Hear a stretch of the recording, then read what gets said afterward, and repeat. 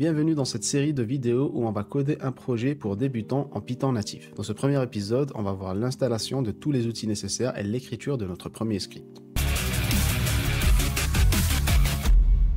On va commencer par une partie d'installation qui va être très rapide. On a besoin d'installer que deux outils. Le premier, c'est bien évidemment Python. Donc, je t'invite à aller sur python.org, cliquer sur le bouton Download et télécharger puis installer Python. Le deuxième outil, ça sera notre IDE, notre environnement de développement. Il s'appelle PyCharm. Tu peux taper PyCharm sur Google et cliquer sur le premier lien. Et tu as juste à cliquer sur le bouton Télécharger. Une fois le tout téléchargé et installé, tu ouvres PyCharm et tu devrais tomber sur cette fenêtre là où on va créer notre premier projet. Donc on clique sur New Project et on a juste ici tout en haut à nommer notre projet. On va créer un projet qui va s'appeler Data Inspector. Tu vois ici en bas que PyCharm va te créer automatiquement un environnement virtuel. Un environnement virtuel, c'est quoi? C'est un environnement isolé que nous on va utiliser que pour notre projet qu'on est en train de créer. Donc on clique sur Create et là on est prêt pour commencer à travailler. Premier truc qu'on va faire, c'est créer notre premier script. Donc on clique droit, on fait New Python File et on va le nommer main.py. Dans ce script, on va écrire notre première ligne de code. Donc on va faire print pour afficher dans le terminal et on fait hello world. Si tu fais un clic droit sur ton script, tu vas voir que tu peux directement le lancer ici. Donc on clique et ça nous affiche bien hello world. Maintenant, comme je te l'ai dit au début, dans cette formation, on va pas parler juste de concepts théoriques. On va vraiment implémenter un vrai projet. Car je pense que c'est la manière la plus intéressante pour apprendre à coder. Donc premier truc qu'on va apprendre à faire et qui nous sera utile pour la suite, c'est apprendre à lire le contenu d'un fichier. Donc ce qu'on va faire, c'est créer un nouveau dossier qu'on va nommer data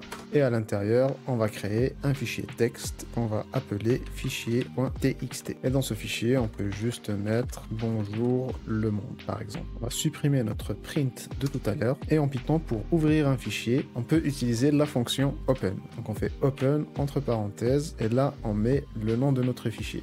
Donc notre fichier est dans un dossier qui s'appelle data. Donc on voit qu'ici PyCharm me propose le dossier data, je clique dessus, on fait slash et si je mets F, là il me propose aussi le fichier. Maintenant notre fichier on va le placer dans une variable, donc on fait file est égal à open de notre fichier et après en bas on peut lire son contenu. Donc on fait content est égal à file.read et pour finir, dernière étape, on va juste fermer le fichier. On fait file.close. Donc ça ressemble vraiment aux actions qu'on fait nous manuellement quand on va ouvrir un fichier, on double-clique dessus, après on va lire le contenu, puis on le ferme. Là, si je lance mon code comme tout à l'heure, rien ne va s'afficher, c'est normal parce que je n'affiche rien à l'écran avec la fonction print, donc ce que je vais rajouter ici, c'est print de content.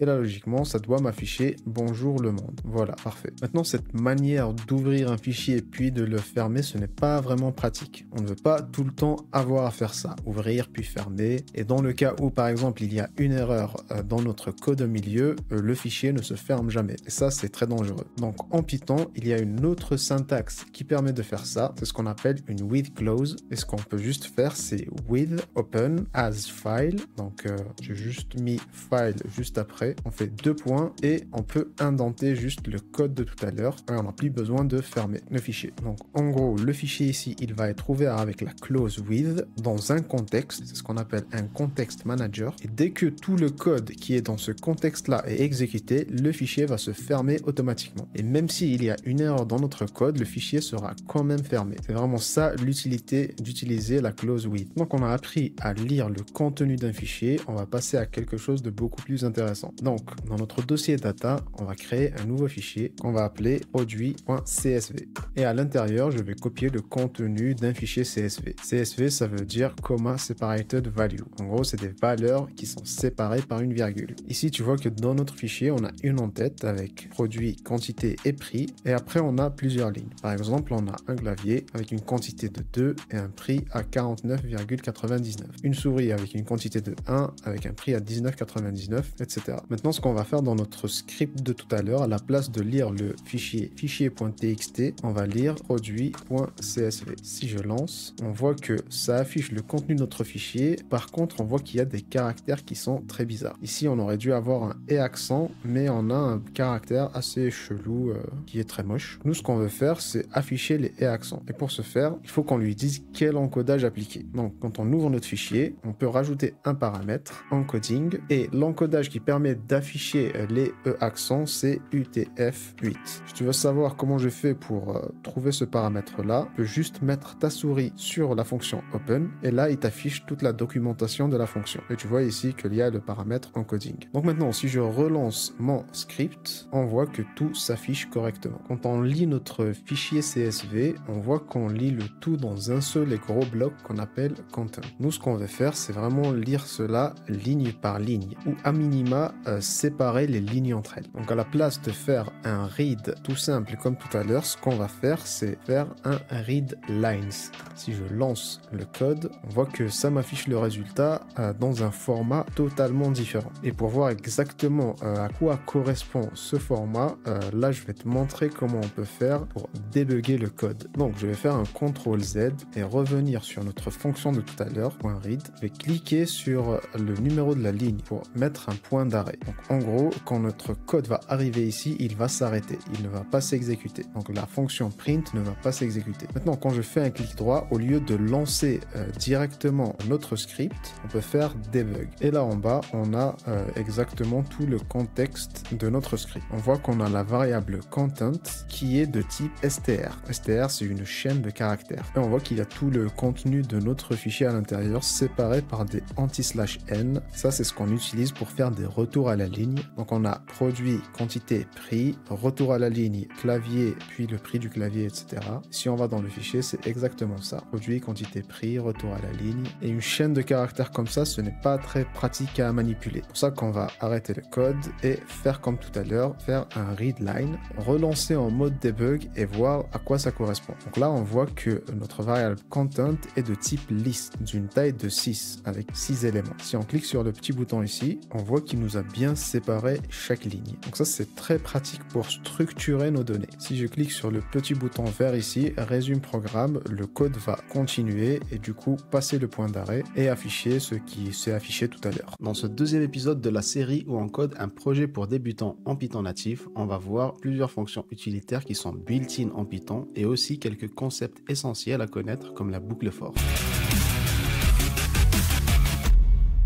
On veut pas trop afficher la liste directement de cette manière. Nous, on veut afficher produit par produit ou bien ligne par ligne. Donc, ce qu'on peut faire, et là, on va introduire un nouveau concept qui sont les boucles. On va faire une boucle for. Donc, for line in content. D'ailleurs, content, je vais le renommer. Je vais mettre lines au pluriel parce qu'il y a plusieurs lignes. Donc, for line in lines, on met 2 points. Et à l'intérieur de notre boucle for, on fait un print. Donc, en gros, il va parcourir ligne par ligne et afficher à chaque fois la ligne où il est arrivé. Si on lance notre code, parfait. On voit bien qu'il nous affiche ça ligne par ligne. Là, on va faire la même étape que tout à l'heure. On va mettre un point d'arrêt au niveau de la boucle for et on va lancer en mode debug. Donc là, j'ai ma liste de tout à l'heure. Si je clique sur le bouton step over, il va rentrer dans la boucle for. Et là, j'ai une nouvelle variable, le line, qui s'est rajoutée. Et on voit bien que ça correspond à l'entête. Produit, quantité, prix avec un anti/n. Cet anti/n là, il est un peu dérangeant et on veut l'enlever. Pour l'enlever, il y a pas mal de manières de faire, mais nous, ce qu'on peut faire, c'est appeler une fonction qui s'appelle strip. Donc on fait line égale à line.strip. Si je relance en mode debug, je descends, j'ai bien ma ligne avec le anti/n. Si je descends encore, le anti/n est parti. Maintenant, on arrive à lire ligne par ligne notre fichier, mais on voit que c'est quand même pas pratique de manipuler les lignes, parce que là, on a plusieurs informations différentes dans une seule ligne. Donc l'étape suivante, ce qu'il faut qu'on fasse, c'est séparer toutes ces informations-là. Et pour les séparer, on peut utiliser une autre méthode qui s'appelle split. Donc on peut faire line est égal à line.split. Et là, on choisit en fonction de quoi on veut diviser la ligne. Vu qu'on est dans un fichier CSV, donc comma separated value, on veut diviser par la virgule. Donc on met juste une virgule ici. Et si je relance mon code, on voit bien qu'il nous a tout transformé en liste. Donc chaque ligne ligne maintenant, c'est une liste. Donc readlines nous transforme le fichier en une liste de lignes. Et ici dans split, on va transformer chaque ligne en une autre liste d'éléments. Et c'est comme ça qu'on arrive à avoir une donnée un peu plus structurée. Tout ce que je t'ai montré ici, c'est du code manuel qu'on a écrit, mais ce qui est intéressant en Python, c'est qu'il y a des modules qui sont built-in, qui viennent directement avec Python. Et on va pouvoir les utiliser. Donc au lieu de faire tout ce code-là, on peut importer un module qui s'appelle CSV. Donc on fait import CSV et au lieu de faire file.readline, on peut créer ce qu'on appelle un reader. C'est un lecteur de CSV. Donc on fait reader est égal à csv.reader et on lui passe le fichier qu'on a ouvert tout à l'heure et on garde notre boucle for, on fait juste for line in reader et là je n'ai plus besoin de faire le split et le strip, je peux juste faire un print de la ligne. Si je lance mon code, on voit qu'on a exactement le même résultat. Étape suivante, maintenant qu'on a bien structuré notre fichier avec notre stock de produits, ce qu'on veut faire c'est commencer à faire des calculs concernant notre stock. Par exemple, ce qu'on veut savoir c'est quelle est la valeur totale de notre stock ou bien quelle est la valeur totale de tous les claviers qu'on possède. Par exemple ici on a 2 claviers, une valeur d'à peu près 50 € par clavier, donc c'est 100 € de valeur totale par clavier pour tous les claviers. Pour faire ça, on retourne sur notre code de tout à l'heure et pour chaque ligne on veut extraire chaque élément. Donc le premier élément c'est le produit, donc on va faire product est égal à line de 0 pour le premier élément. On fait la même chose pour le deuxième élément, donc on fait quantity c'est line de 1 et on fait price c'est line de 2. Maintenant ici on voit qu'on aura un petit problème avec la toute première ligne parce que c'est une ligne d'en-tête et on ne veut pas trop l'embarquer dans nos calculs. Donc ce qu'on peut faire c'est ignorer cette ligne. Pour faire ça on va utiliser ce qu'on appelle une condition, un if. Je vais supprimer le print de tout à l'heure. Juste après la première ligne où je récupère le nom du produit, ce qu'on va faire c'est lui dire if product c'est égal à produit, on fait continue. En gros on lui dit de continuer vers l'étape suivante de la boucle et de ne pas lancer ce code là pour la ligne qu'on était en train de traiter. Alors pourquoi je fais product est égal à produit? Parce que ici le premier élément il s'appelle produit, donc on n'a pas de produit qui s'appelle produit, donc on risque pas de se tromper. Et logiquement maintenant si je fais un print de la ligne, on ne devrait plus voir apparaître la première ligne. Voilà, parfait, on a que nos produits. Étape suivante, on veut multiplier la quantité fois le prix pour avoir le total par produit. Donc on va faire total est égal à quantité fois prix. Et là il nous met déjà un petit warning, mais tu vas comprendre pourquoi. Ce que je vais faire ici c'est print le total. Et si je lance le code, on voit qu'on a une erreur qui nous dit qu'on ne peut pas multiplier des chaînes de caractères entre elles. Donc ici ce qu'il faut qu'on fasse c'est transformer nos deux éléments ici, nos deux objets quantité et prix en nombres. Donc là on va voir deux types de nombres différents. On a les int pour integer, ça c'est pour transformer en nombre entier, et on a les float pour transformer en nombre avec une virgule. Donc maintenant si je relance, on voit qu'il nous a fait le calcul correctement. Donc je veux afficher correctement toutes les informations qu'on a récoltées depuis tout à l'heure et pas juste afficher le total comme je le fais ici. Ce qu'on va faire c'est qu'on va créer une nouvelle chaîne de caractères et on va rajouter un petit f au milieu. F c'est pour les f-strings et ça permet de rajouter des informations dans la chaîne de caractères qu'on est en train de construire. Par exemple, dans ce que je veux afficher à l'écran, je veux afficher le nom de mon produit, donc je mets product entre brackets. Donc là ça va m'afficher le clavier ou la souris ou le nom du produit en fonction d'où je suis dans la boucle for. Je mets deux points, je mets la quantité ici, soit le prix est égal au total. Et je vais mettre le prix en euros ici, je rajoute juste le caractère euro. Et si je relance mon code, on voit qu'il m'affiche le tout correctement. Par contre pour le calcul, on voit que ce n'est pas très pratique parce qu'il y a énormément de chiffres après la virgule. Donc un petit tips pour ne plus avoir ça, c'est que ici dans total, ce qu'on peut faire, c'est faire deux points et faire .2f pour lui dire que de prendre que juste deux chiffres après la virgule. Je rajoute aussi le symbole euro juste après et si je relance, on voit que tout s'affiche correctement. Là, j'ai le total par produit, mais ce qu'on veut avoir aussi, c'est le total général. Donc, je vais me créer une nouvelle variable en haut que je vais appeler total général. Donc, pour commencer, elle a une valeur de 0 et à chaque fois que je calcule le total par produit, j'incrémente ma variable. Donc je fais total général, c'est égal à la valeur précédente de total général plus le total. On peut aussi écrire ça d'une autre manière, on peut juste faire un plus égal. Donc c'est exactement la même chose. Et à la toute fin de mon code, je fais bien en sorte de sortir de la boucle for et de sortir aussi du context manager et je fais print, je mets une f-string comme tout à l'heure et je mets total général et il me propose total général, je mets que 2 chiffres après la virgule et je mets en euros, donc je fais copier, coller. Et si je relance mon code, on voit que ça marche correctement. Dans ce troisième épisode de la série où on code un projet pour débutants en Python natif, on va faire nos premiers filtres de données et écrire nos premières fonctions.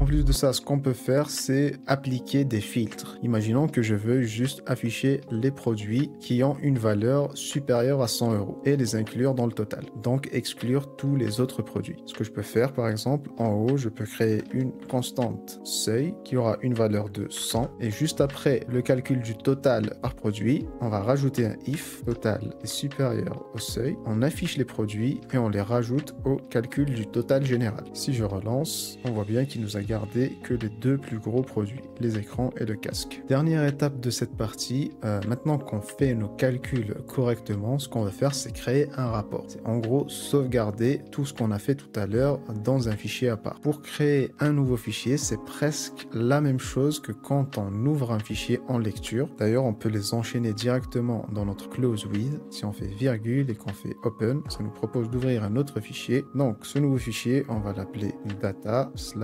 rapport.csv. Par contre, petite particularité, c'est que cette fois-ci, quand on va ouvrir le fichier, on l'ouvre en mode W. W pour write, pour écriture. Si on prend notre curseur et on le met sur la fonction open, dans la documentation, on voit que le mode ici, par défaut, il est à R, donc pour read, donc en lecture seulement. C'est pour ça qu'ici, on est obligé de préciser qu'on l'ouvre pour écriture. On rajoute aussi l'encodage comme tout à l'heure, et cette fois-ci, le fichier, on va le nommer en output file. Ici, on a créé notre reader pour lire le fichier. On va faire la même chose, mais pour l'écriture. Donc, on crée writer est égal à csv.writer et on met le fichier out. Donc, avant de rentrer dans la boucle for, on va écrire notre première ligne d'entête dans le fichier. Donc, on fait writer.writeRow et du coup, dans notre entête, on aura produit, on aura quantité, on aura prix et total. Là, on a écrit la partie entête. Maintenant, on veut écrire la partie produit. Donc, ici, juste après notre filtre, on va refaire la même chose. Donc, on fait un writeRow et on met produit, quantité, prix et total. Cette fois-ci, on met les valeurs. Donc, si je lance le code, on va voir que ça nous a généré un fichier rapport.csv avec le contenu. Ici, comme tout à l'heure, le total s'affiche avec plein de virgules. On ne peut pas utiliser la même syntaxe qu'on a fait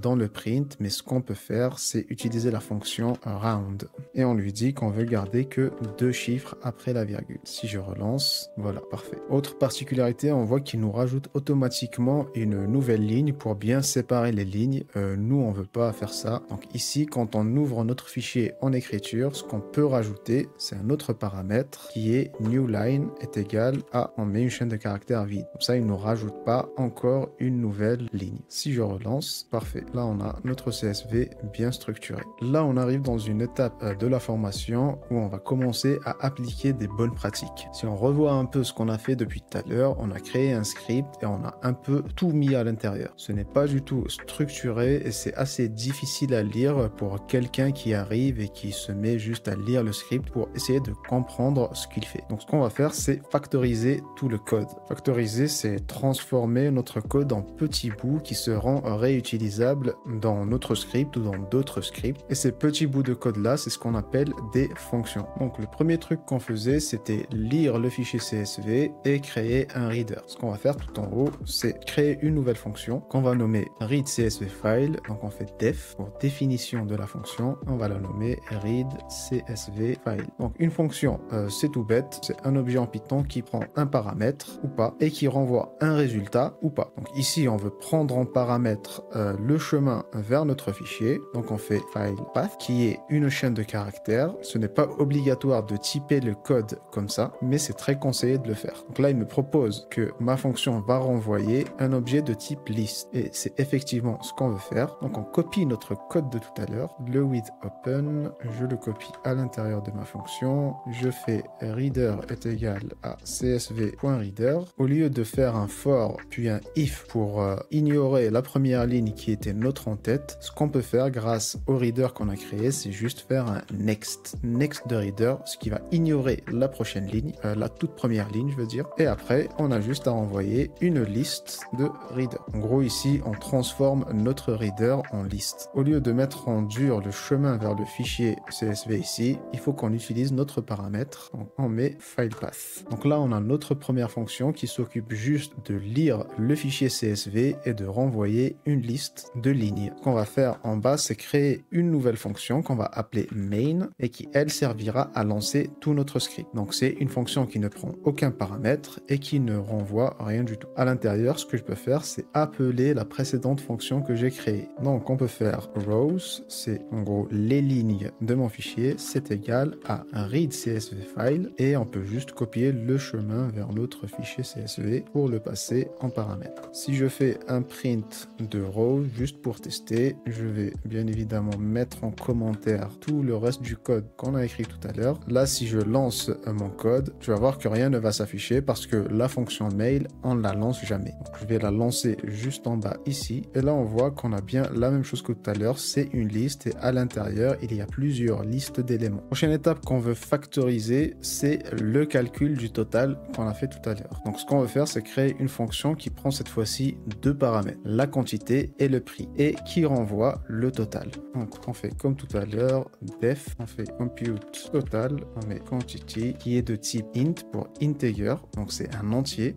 Donc, quantité ne peut pas avoir de virgule, et on met price qui est de type float cette fois-ci, qui lui peut avoir une virgule. Ce qu'on veut renvoyer, c'est aussi un float parce que le total va forcément avoir une virgule. Et là, on fait return quantity fois price. La fonction qu'on vient de créer, on va pas l'utiliser directement parce que dans notre script de tout à l'heure, on voit ici que c'est utilisé dans notre boucle for où on fait tout le filtre avec le seuil ici. Donc là, il nous faut créer une fonction qui fait toute cette partie de filtre. Donc là, on fait def filter sales by threshold en anglais. Ça va prendre une ligne qui est de type list et ça va aussi renvoyer une liste. Donc, on prend exactement le même code de tout à l'heure. On va pas se casser la tête. On va le copier, juste enlever tous les commentaires. À la place de reader, on met nos rows. Je vais juste corriger l'indentation. Le seuil, on va le redéclarer en haut.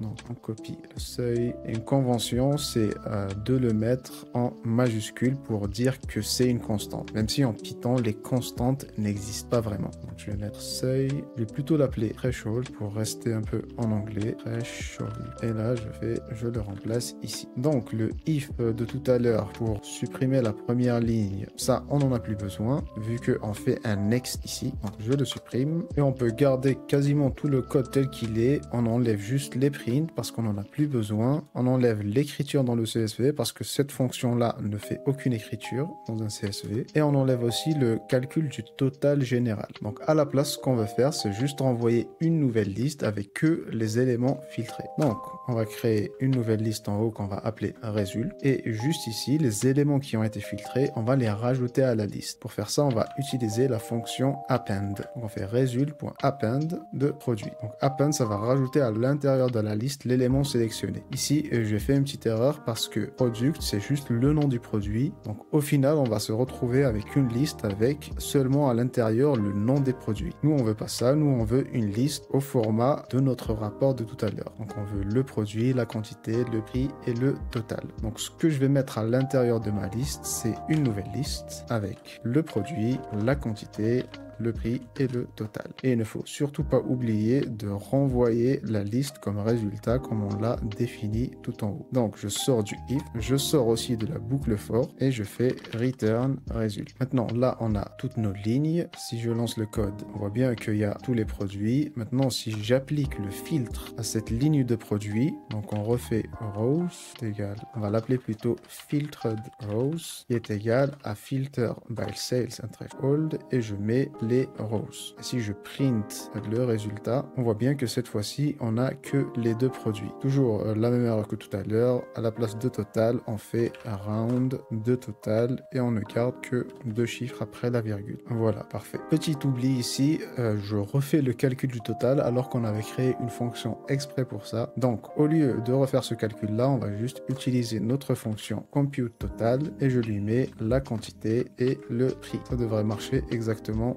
de la même manière. Parfait. Là, on essaie de vraiment faire en sorte que chaque fonction fasse qu'une seule chose. C'est ce qui va permettre de rendre notre code vraiment plus lisible. Il nous reste juste maintenant une dernière étape. On a fait la lecture du fichier, le filtre et le calcul du total. Et maintenant, on va faire l'écriture dans un nouveau fichier. Donc pareil, comme tout à l'heure, on va créer une nouvelle fonction qu'on va nommer writeReports, qui va prendre file path, un chemin vers le fichier qu'on va créer, qui est de type str, et les rows filtrés qu'on a créé tout à l'heure. Donc c'est de type list. Et cette fonction-là ne renvoie rien du tout, donc on peut faire ça que ça renvoie none. Parce que les fonctions en Python, par défaut, renvoient none. Là, j'ai copié exactement le code qu'on a écrit tout à l'heure. Donc on ouvre un fichier en mode écriture, on crée un writer, on écrit la première ligne pour les headers, et après on écrit ligne par ligne nos données. Dans ma fonction main, je vais juste appeler cette fonction-là. Donc on fait writeReport, et vu qu'elle ne renvoie rien du tout, je n'ai pas besoin de lui affecter une nouvelle variable. On fait filePath, c'est égal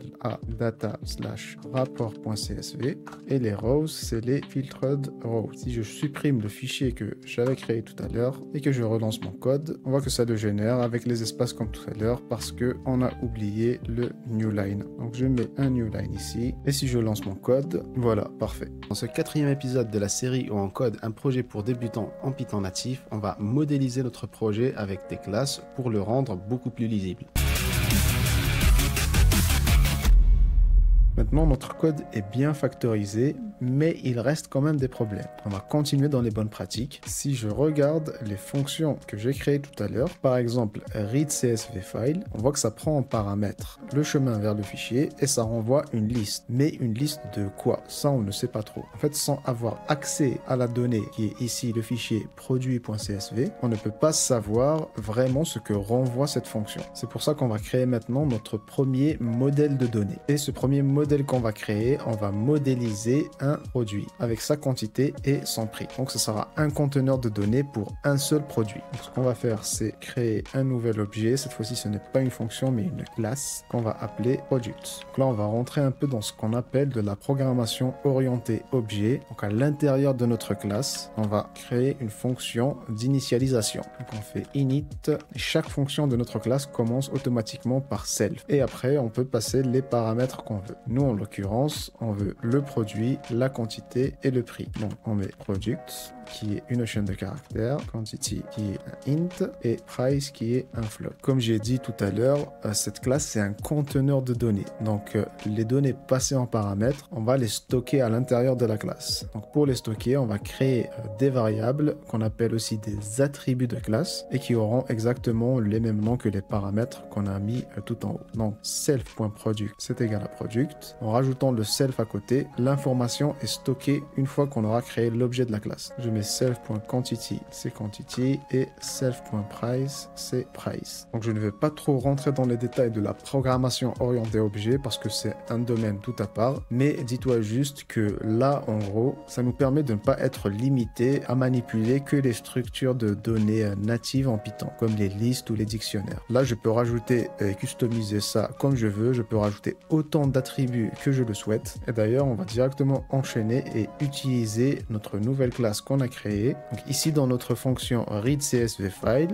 on prend en paramètre le chemin vers le fichier et on veut renvoyer une liste d'objets de type product. Donc on aura une liste et à l'intérieur, chaque produit sera un objet, une instance de cette classe-là. Je vais te montrer comment on peut faire ça. Donc là, on va créer une nouvelle liste vide qu'on va appeler result. On va faire une boucle for sur notre reader de tout à l'heure. Et comme la dernière fois, on fait un append sur notre liste vide pour y rajouter le nouvel objet qu'on va créer. Et là, c'est exactement ce qu'il me propose. Il me propose d'instancier la classe. En gros, instancier la classe, c'est un peu comme lancer une fonction, mais ça te crée un objet derrière. Je vais te montrer un exemple. Si je copie cette instance-là et que j'appelle ça juste product est égal à ma classe que j'instancie. Si je fais product, là, tu vois qu'il me propose quantity, price, product, je peux choisir parce que tout a été défini en haut dans la classe. Donc là, j'ai instancié mon produit et j'ai juste à le rajouter dans la liste. Maintenant, au lieu de renvoyer une liste pour le reader,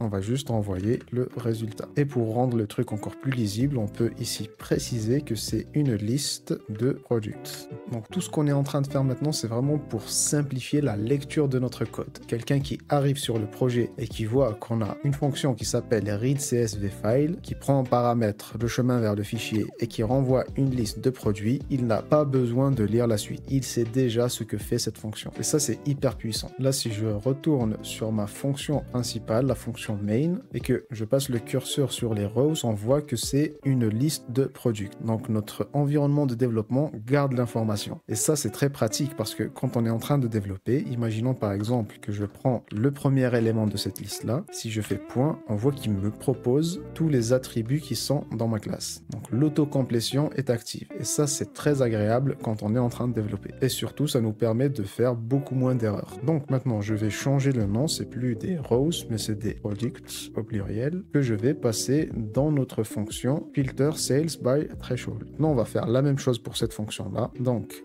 pour ne pas tout le temps remonter ou redescendre, ce que je peux faire, c'est faire un contrôle et je clique sur la fonction et ça m'emmène directement vers la fonction. Donc ici, ce n'est plus rows, mais products et c'est une liste de products de la classe product. Je remplace aussi ici products. Line, je vois que je l'utilise plusieurs endroits. Je peux juste le renommer product et d'ailleurs l'enlever parce que je n'ai plus besoin de récupérer le nom du produit. Je l'ai déjà à l'intérieur de ma classe. Pareil pour la quantité et le prix. Et ici, j'ai juste à faire product.quantity, il me le propose, et product.price, il me le propose aussi. Ici, il y a un truc ambigu parce que il faut que je fasse product.product. Et c'est pas très parlant, donc on va changer dans notre classe juste après. Je vais finir de réécrire le code. Donc on fait product.quantity et product.price. Et là, je vais te donner une astuce. Si tu veux tout changer sans avoir à repasser sur tout le code, tu peux faire un clic droit, aller dans Refactor, Rename, et là, au lieu que ça soit Product, on va renommer ça en Name.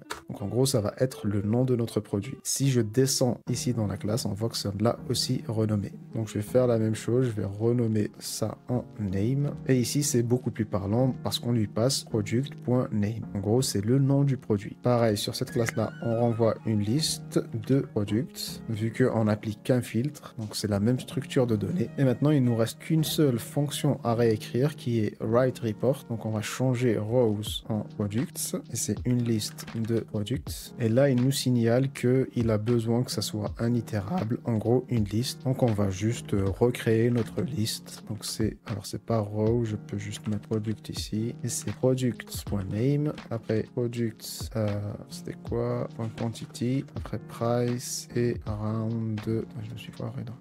Alors petite boulette ici dans filter sales by threshold, on prend en paramètre une liste de products, mais on ne renvoie pas une liste de produits. En gros, on renvoie une liste avec product name, quantité, prix et le total. Mais nous, dans notre classe, on n'a pas de total. Donc c'est un modèle différent. Donc ce qu'on peut faire, c'est juste nous créer un nouveau modèle. Donc classe, on va l'appeler product with total, par exemple. Il sera exactement similaire à notre modèle précédent, sauf qu'on va juste lui rajouter l'attribut total. Donc self.total est égal à total. Et ici, on voit qu'on fait beaucoup de répétitions de code. Donc petit tips, on peut faire un truc qu'on appelle de l'héritage. En gros, si je mets cette syntaxe-là, le nouveau modèle que je crée va hériter de tous les attributs de mon ancien modèle. Et donc, je n'ai plus besoin de les réaffecter ici. Il faut juste que je rajoute, d'ailleurs, il me le dit ici, la méthode super. Là, c'est comme si on avait créé un nouveau modèle avec les 3 champs précédents plus le champ champ total. Et c'est une liste de ce nouveau modèle-là qu'il faut renvoyer dans notre filtre de tout à l'heure. Donc ça va être une liste de products with total. Et ici, c'est tout simple, j'ai juste à instancier products with total et je mets le nom, la quantité, le prix et le total. Donc voilà, là c'est plus correct. La fonction devient plus lisible. On prend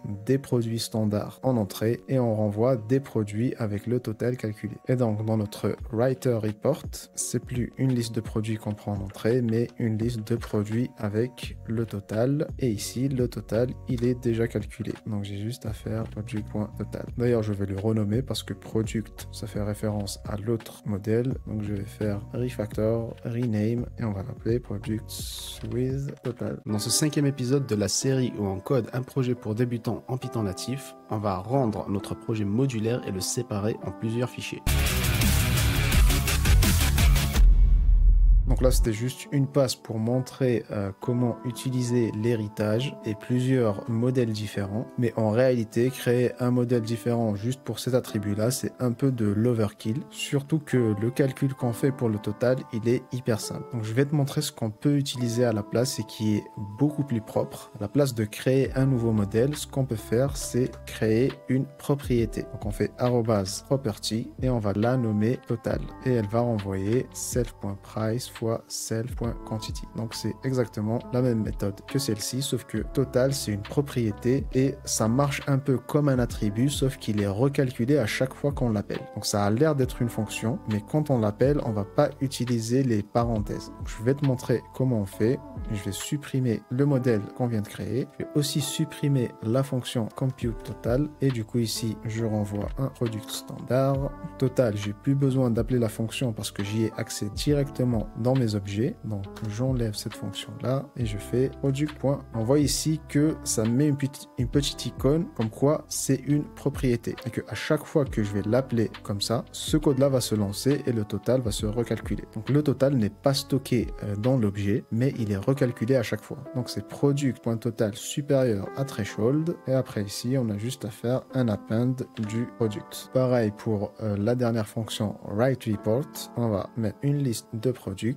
On va renommer cela en product et ici ça fonctionne directement car le total est pris en compte grâce à la propriété. Si je relance le code et qu'on va dans le fichier de rapport, ah oui, j'ai oublié le round, donc on va le rajouter. Donc dans notre propriété, on va faire round du total et on veut que les deux derniers chiffres. Si je relance, voilà, parfait, ça fonctionne comme tout à l'heure. Par contre, en bas dans notre terminal, on voit que ça nous affiche des trucs bizarres. Et ça, c'est les objets qu'on a créés. C'est les objets de type produit, enfin product, qui ont été créés avec à côté leur identifiant mémoire qui est un peu illisible. Pour afficher ça d'une manière plus propre, ce qu'on peut faire, c'est implémenter ce qu'on appelle une magic méthode en Python ou une dunder méthode. Donc la méthode qui permet de changer comment s'affiche un objet, c'est la méthode représentation, j'imagine, REPR, et on doit renvoyer, on met une chaîne de caractères, on renvoie le nom, la quantité et le prix par exemple. Si je relance le code, voilà, donc écran, peut-être je vais rajouter des virgules, je vais rajouter aussi le total d'ailleurs. Si je relance le code, voilà, parfait. Pour que ça soit encore beaucoup plus lisible, parce que là on a l'impression que c'est qu'une seule liste, ce que je peux faire c'est nommer la classe et mettre ça entre parenthèses. Voilà. Et là on a l'impression que notre modèle commence à grossir, mais en réalité tout ce qu'on est en train d'implémenter maintenant existe déjà et il est préconfiguré avec ce qu'on appelle les data classes. Donc je vais te montrer à quel point on va rendre notre modèle plus petit, qu'on a juste à importer le décorateur data class. Donc on fait from data class, on importe le décorateur data class et je vais totalement réécrire le modèle. Donc ça va être, on fait @data class product et là j'ai juste à faire name, son type str, quantity, son type c'est integer et price, son type c'est float. Je rajoute aussi la propriété de tout à l'heure et le tout devrait fonctionner exactement de la même manière. Si je lance le code, on voit que maintenant ça s'affiche même d'une meilleure manière. Donc les data classes, c'est une manière de simplifier la déclaration des classes et c'est très pratique quand tu veux créer des conteneurs de données. Non, notre code est bien factorisé, hyper propre, bien lisible, mais on peut encore aller plus loin. Là, on a tout mis dans un seul fichier. Et une bonne pratique, c'est de séparer le tout pour ne pas avoir un fichier qui fait plus de 1000 lignes. Donc ce qu'on va faire, c'est qu'on va se créer ce qu'on appelle un package. Donc on va faire un package qu'on va nommer src pour le code source. On voit que ça nous rajoute automatiquement un fichier d'un init. Et ça, il est hyper important en Python parce que c'est ça qui dit que ce dossier-là, c'est un package Python. À l'intérieur du package src, on va créer un autre package qu'on va nommer Data Inspector avec un underscore. Et ici, maintenant, à l'intérieur de Data Inspector, on va créer tous nos fichiers Python. Donc, on va commencer par un fichier models.py. À l'intérieur, on va mettre tous nos modèles. Donc, je fais CTRL-X, je fais un Alt-Entrée pour importer la data class. Et ici, maintenant qu'on a plus défini le modèle en haut, il me le met en rouge et il me propose ici d'importer directement le modèle depuis le fichier models. Je clique et ça l'importe. On va faire la même chose pour les trois fonctions. On va créer un nouveau module qui s'appelle utils et je vais copier toutes ces fonctions-là à l'intérieur. Donc pareil, Alt-Entrée, j'importe le module CSV. Alt-Entrée, j'importe le modèle product. Threshold, je vais juste le copier. Si je n'ai plus besoin des imports en haut, mais je vais importer cette fois-ci les fonctions depuis le module utils. Donc pareil, Alt-Entrée, j'importe la fonction readCSV file, la fonction de filtre et la fonction d'écriture. Si je lance mon code, tout marche exactement de la même manière. Et cette fois-ci, c'est encore plus lisible parce que on arrive, on n'a pas besoin de tout voir, on va directement dans le fichier main, on voit une fonction qui lit depuis un fichier CSV, applique un filtre, puis écrit dans un autre fichier CSV. Je peux m'arrêter là, j'ai pas besoin de plus de détails, je sais ce que ça fait, mais si je veux rentrer dans les détails, j'ai juste à aller voir les fonctions une par une. Pour aller voir les fonctions sans devoir les chercher dans les fichiers, je peux juste faire un CTRL-clic sur la fonction et ça me renvoie directement dessus.